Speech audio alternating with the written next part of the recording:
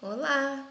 Continuando aqui de onde a gente parou, nós vimos até cenários, né? Nós estamos falando do planejamento no nível estratégico da organização. Vamos continuar então aqui na nossa aula, continuando lá de cenários. E o que nós vamos ver agora? Então a gente viu que os cenários a gente elabora alternativas e possibilidades futuras com base no macroambiente da organização. E eu disse para vocês que tem cenários, né, ali na nossa análise Pestel, que são mais ou menos importantes a depender da organização onde você está inserido. E você tem que saber identificar quais dessas variáveis ambientais são mais importantes. Então vamos lá para os fatores críticos de sucesso para a gente saber identificar isso. O que são fatores críticos de sucesso? Áreas-chave ligada estrategicamente ao sucesso da sua organização. É aquele fator que você não pode menosprezar, que você não pode deixar de valorizar, deixar de observar, ou seja, aquele fator que sem ele a sua organização não existe. Quais são os fatores que interferem na sua organização? Quais são os elementos-chave para essa organização? Pensa comigo, aqui tem alguns fatores que são padrão de existirem nas organizações. Fatores críticos como, olha, planejamento, competência, liderança, tecnologia, controle, inovação, organização, comunicação. Agora vamos pensar, você tem lá uma loja que é uma loja de atacado de roupas. Você precisa comprar de vários fabricantes, ter sempre uma grande quantidade de cada peça na sua organização, na sua loja de atacado, para os lojistas virem e comprarem aquilo ali para vender na loja deles. Então você precisa ter várias peças de cada uma e uma rotatividade muito alta de roupas ali. Pensa comigo, entre esses fatores e outros fatores, quais que são determinantes, sem eles a sua loja deixa de existir?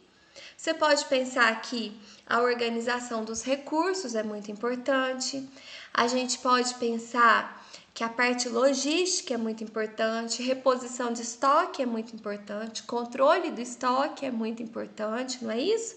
A análise dos seus fornecedores, desenvolvimento dos seus fornecedores, são todos fatores críticos de sucesso, não são? Agora pensa, por exemplo, uma fábrica de software, uma empresa que vai até o seu estabelecimento, vai identificar ali as necessidades tecnológicas que você tem e desenvolve softwares customizados para cada organização. Para ela, estoque é importante? Não, nem existe, né, um estoque ali. Para ela é importante essa rotatividade, essa logística? Não é importante. Agora pensa aqui nesses fatores, o que seria importante para ela? Inovação é um fator muito importante? É um fator muito importante. Tecnologia é um fator muito importante, né? Se ela está produzindo software, ela tem que saber qual que é o banco de dados que está em alta, qual que é a tecnologia, a linguagem de programação que está sendo mais utilizada, por que ela está sendo mais utilizada, se vê uma tecnologia nova por aí que pode derrubar o que você está desenvolvendo. Então, nós temos fatores críticos de sucesso para cada área, para cada setor da economia, né, para cada setor em que as organizações atuam.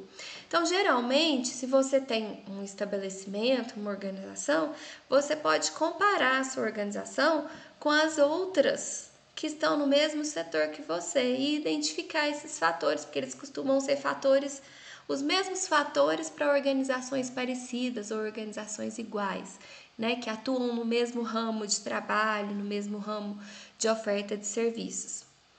Então, para que servem esses fatores? Tendo identificado esses fatores, quando você vai olhar para o ambiente externo, você sabe para onde olhar com mais ênfase. Então, relembrando, fatores críticos de sucesso são áreas-chave sem as quais não há sucesso na sua organização. Áreas-chave estrategicamente ligadas ao sucesso da sua organização. Olha nos exemplos aí, como a gente acabou de comentar, a fábrica de software. ela lida com inovação, ela precisa olhar as competências de quem está trabalhando ali com ela, know-how. Um ateliê de roupas exclusivas, por exemplo, ele é muito diferente da loja que eu disse de atacado, que produz grande quantidade de peças do mesmo tipo. O ateliê de roupas exclusivas lida muito menos com estoque, com fornecedores e muito mais com criatividade, com qualidade do material em vez de rotatividade do material. Então, identifique na organização em que você atua, que você administra, quais são os fatores críticos de sucesso. Se você pesquisar na literatura, tem vários trabalhos que, inclusive, colocam isso na forma gráfica para você identificar como você está trabalhando esses fatores. Por exemplo, num ramo industrial em que pesquisa e desenvolvimento é muito importante para você estar antenado e acompanhar essas concorrentes e ter diferencial, como você está trabalhando essa pesquisa e desenvolvimento? Tecnologia, como que você trabalha essa tecnologia? Quais que são os programas e projetos dentro da sua organização que estão impactando e que estão levantando esses fatores que são críticos para o sucesso da sua organização? Também uma referência aqui legal que eu deixo de dica para vocês assistirem, pode procurar no YouTube mesmo, vocês vão achar o CEO do Airbnb falando. Ele não fala a palavra fatores críticos de sucesso, mas ele mostra como que ele construiu o negócio dele. E é muito nítido que ao falar do negócio dele, ele conta como ele foi identificando fatores que eram necessários para que o negócio desse certo. O Airbnb vocês conhecem, né? É aquele site que você entra e você vê as hospedagens, as pessoas podem colocar ali as suas próprias casas, oferecer diárias nas suas próprias casas em momentos que elas não vão estar ali, ou oferecer quartos da casa deles. E ao mesmo tempo, do outro lado, tem um outro cliente que são as pessoas que querem se hospedar nas casas dessas pessoas que estão oferecendo moradia. Então, o que o site faz é interligar quem está querendo alugar, né, provisoriamente, por temporada, e quem está querendo ir para essas casas, né, e alugar de forma mais barata, sendo uma alternativa aos hotéis. E aí o que ele conta? Que quando ele criou o site, um fator crítico de sucesso é a confiança. Ele identificou que as pessoas não confiavam para emprestar suas casas e outras não confiavam que elas iam, por exemplo, viajar para longe e elas tinham certeza que o hotel as receberia a qualquer hora. E já uma pessoa que colocou sua casa à disposição na plataforma Airbnb nem sempre poderia estar ali para receber ela a qualquer hora, o medo de chegar e realmente não ter aquela casa lá. Então, ele lidava com a desconfiança das pessoas. Então, ele entendeu que um fator crítico de sucesso para o negócio dele seria a confiança. E aí, ele foi construindo isso a partir de feedback. E aí, como seria aquele feedback? Então, eu acho que fica muito claro quando você está começando um negócio que identificar fatores que são críticos para o sucesso é muito importante para que você consiga realmente enfatizar essas áreas para que você consiga vender e mostrar o diferencial do seu negócio, certo? Vamos agora para mais uma ferramenta que a gente tem em nível estratégico, que é o benchmarking. O benchmarking a gente pode traduzir como um marco de referência. O que é o benchmarking? É você, em um processo contínuo e sistemático, ou seja, fazendo isso sempre ali na sua organização, né, tendo sempre essa rotina, você pesquisar e avaliar produtos, serviços, processos de trabalho, estratégias de trabalho de organizações que são líderes no mercado em que você atua, ou seja, de pessoas e organizações que são os representantes das melhores práticas, que fazem o melhor naquilo que você atua. Isso tudo com o propósito, com o objetivo de melhorar a sua organização. Então vamos lá, conceito de benchmark, processo contínuo e sistemático de avaliar produtos, serviços e processos de trabalho de organizações que são líderes empresariais ou representantes das melhores práticas, com o objetivo de melhorar a sua organização. Como é feito? Ele apesar de a gente não poder falar que ele é uma comparação somente, ele é uma forma de você analisar como são suas políticas ou a produção dos seus produtos e serviços e escolher o que a gente chama aqui de partners, né? Escolher algumas organizações que são líderes naquilo que você faz e comparar e identificar como ela faz esse serviço, como ela organiza os processos dela e trazer ali insights para o seu negócio. Como fazer isso? Primeiro você faz um estudo, né, preliminar da análise competitiva e aí você vai ver em quais áreas você vai focar, o que você quer comparar, o que você quer identificar melhores práticas, ou seja, é no meu processo produtivo, ou é nas estratégias que eu tenho na minha organização, ou é no meu produto em si, qual a diferença do meu produto para o produto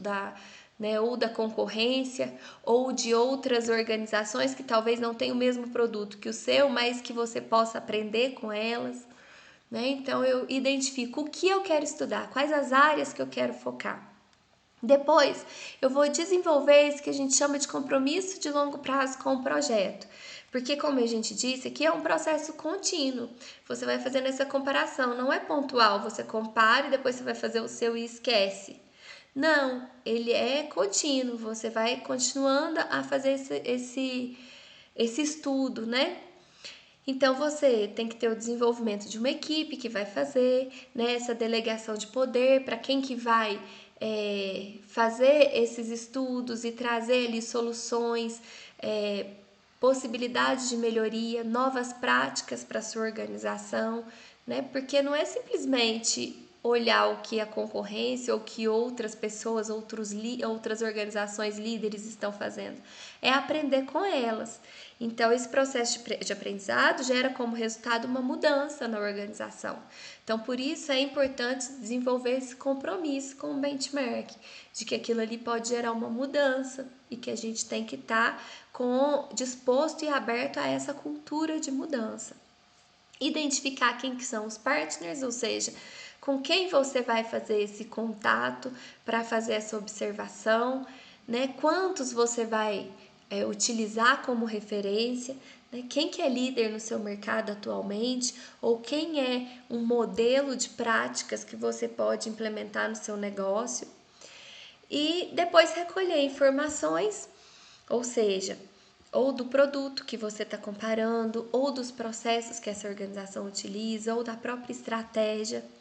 Essas informações você pode recolher unilateralmente, buscando informações secundárias mesmo, de como que aquilo é feito.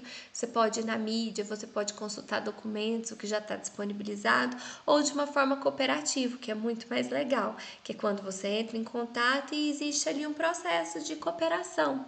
Né? O que eu também posso oferecer para essa outra organização? Como a gente pode aprender junto através do benchmark?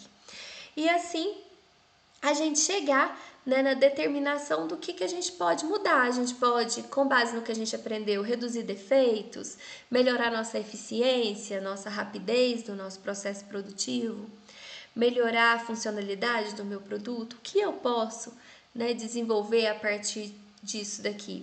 Então a gente tem o que a gente chama de benchmark gap, que é a lacuna entre o que a gente identificou como melhor prática e o que eu estou fazendo agora, e como eu posso aprender com isso.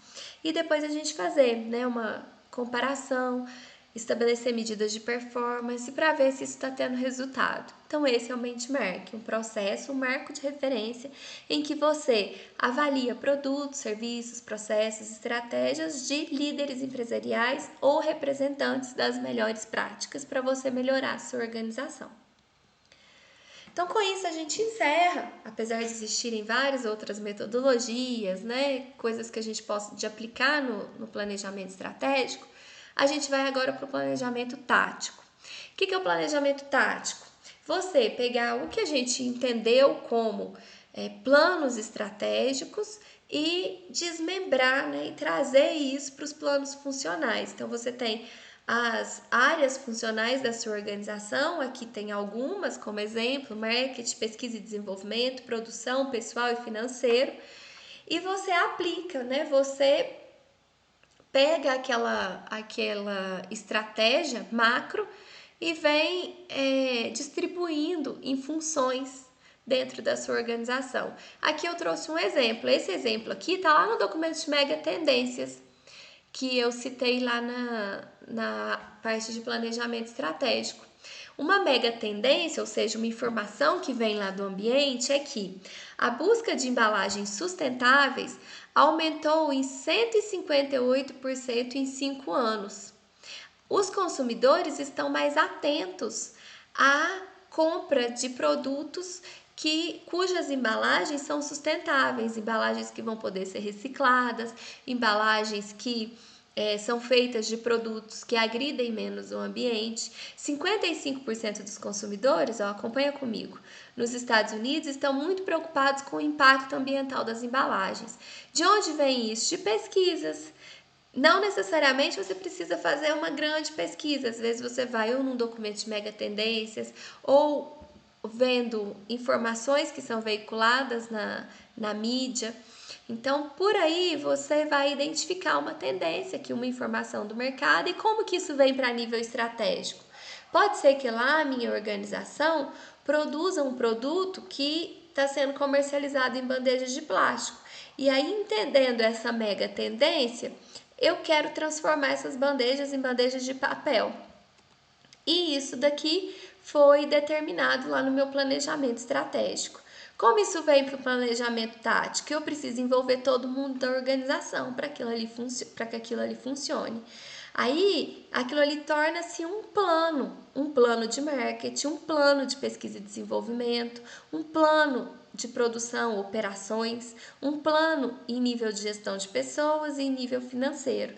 Aí, quais que são os meus objetivos? Só supondo aqui, dando um exemplo.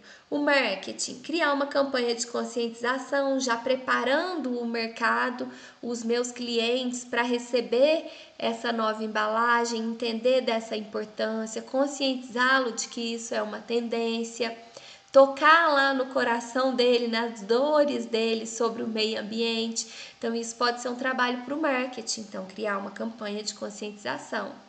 Lá no nível de pesquisa e desenvolvimento, eu preciso produzir essa bandeja, Então, eu preciso escolher o melhor material, preciso fazer pesquisas do que é mais barato, qual que é o custo-benefício, qual material que não vai impactar na qualidade do meu produto, sendo de papel. Então, tudo isso é um plano do setor de pesquisa e desenvolvimento. Olha lá na produção, eu posso precisar preparar o maquinário, reestruturar a dinâmica da fábrica, pode ser que mude algum processo produtivo. Então, essa análise pode ser um plano, do setor de produção, de operação. Lá no pessoal, treinar os colaboradores para esse novo processo produtivo, conscientizar esses colaboradores da importância dessa tendência verde. E no financeiro, captar investimentos para financiar essa mudança, porque quanto custa o que eu vou desenvolver? Então, como que eu vou captar esses investimentos para desenvolver? Isso vai me gerar retorno financeiro? Quanto eu preciso vender para recuperar esse retorno? Tudo isso pode vir aqui como um plano financeiro. Então, é só para a gente entender como esse desmembramento ocorre do estratégico para o tático. Então, isso é muito claro, Como ocorre esse desmembramento. Isso vem na forma de quê? Na forma de planos, Planos setoriais, e pode vir também na forma de políticas. O que são as políticas? São exemplos desses planos táticos que são guias gerais de orientação para cada função lá da organização. Coloquei aqui alguns exemplos para vocês verem. Por exemplo, uma política de gestão de pessoas. Aí ali tem definido como que eu agrego pessoas, como que é o processo de recrutamento lá na minha instituição. Porque quando eu trago planos, eu tenho uma transparência de como as coisas funcionam, tanto na gestão de pessoas, na parte de marketing, vendas, de segurança do trabalho, na pesquisa e desenvolvimento, nas operações. Então, eu tenho uma transparência. Chegou um novo trabalhador, ele sabe exatamente como as coisas acontecem. Eles sabem como agir, ele sabe o que pode e o que não pode em termos de segurança da informação. Olha aqui, na política de segurança da informação da minha empresa. Quando eu vou trazer uma nova campanha de marketing, a minha ética, o valor da minha empresa, os né, os valores mesmo, que eu valorizo, a missão da minha empresa. Como eu sei que a minha campanha de marketing, eu que estou lá, funcionário do marketing, está alinhado lá com o estratégico da empresa? Isso vem aqui, ó, no plano, né, das políticas de marketing e vendas daquela instituição. Então, quando eu detalho, documento, ou seja, quando eu pego o estratégico e transformo no tático em forma de política, tem clareza de como a organização funciona, do que eu posso ou não fazer, do que é desejável ou não, do que realmente reflete os objetivos gerais da minha instituição, a ética, a visão, os valores. Tudo isso eu posso traduzir em políticas. Tá claro que são políticas? Então, olha aqui, ó, por exemplo, na gestão de pessoas, como eu contrato, qual que é o organograma da minha empresa, ó, tá tudo claro, tudo documentado. Como que eu faço a análise e descrição dos cargos, a orientação das pessoas, como recompensar pessoas, desenvolver pessoas, tudo ali, ó. Política de segurança da informação.